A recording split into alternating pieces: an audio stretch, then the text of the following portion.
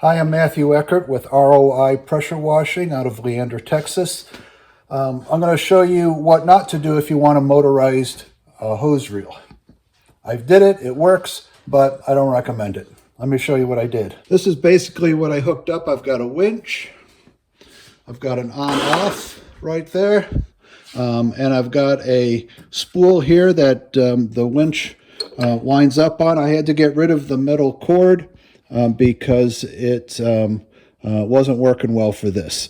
But instead, the two strings, this is each 110 pounds. It rolls up this 3/4 or 3/8, 5/8 inch clear braided hose, and normally I wouldn't mind just rolling it up like with this handle, but my right elbow ever since I was a teenager always seemed to give me some problems, and so it gets inflamed if I overstrain it, and so this hose was just too much to wind up with my right arm, so I decided I would motorize it.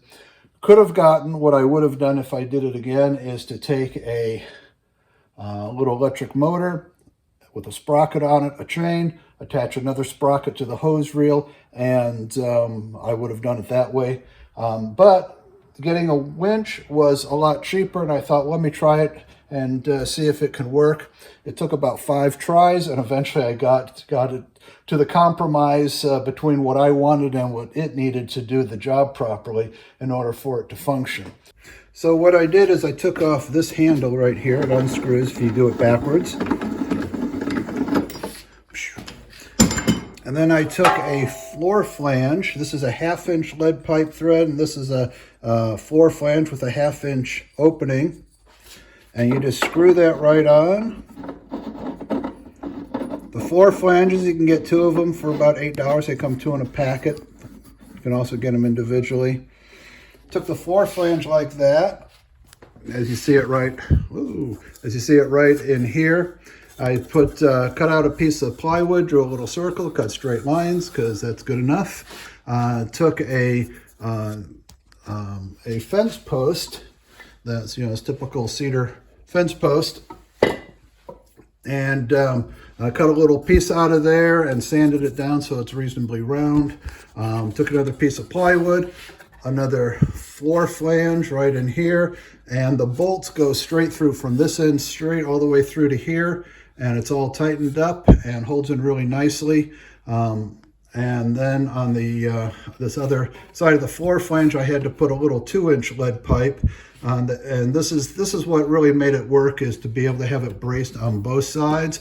Otherwise, when it starts pulling, if it gets a little stuck, the force of this winch down here, there it is, the force of that winch will just bend this pipe right here. And I did it about 3 times, and then I said, okay, that's it, I got to put in this support, which I didn't really want, but it's not bad. It's not in my way at all when I roll up the lower one. If I did it again, I would just get a little electric motor, put on the back side there. Those cost maybe around about the same as the winch there, probably around 60-70 bucks.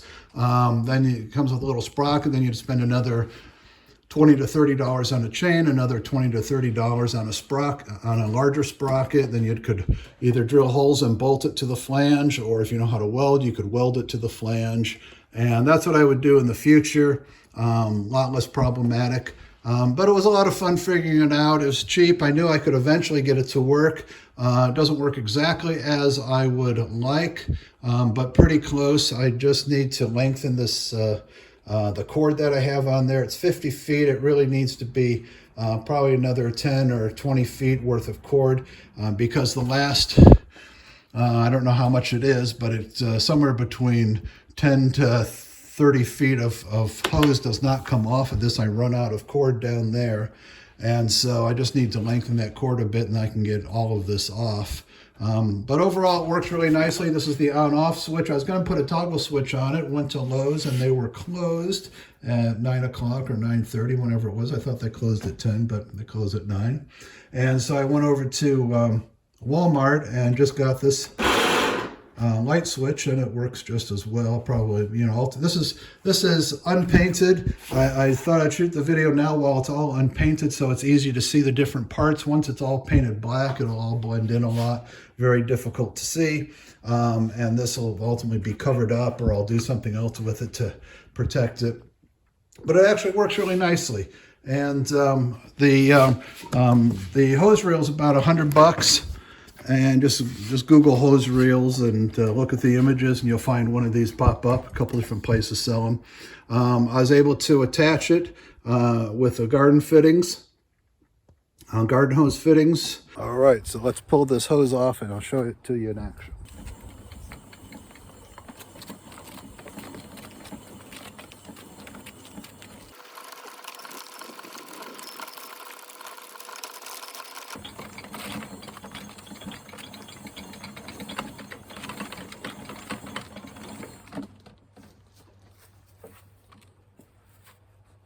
As far as it goes.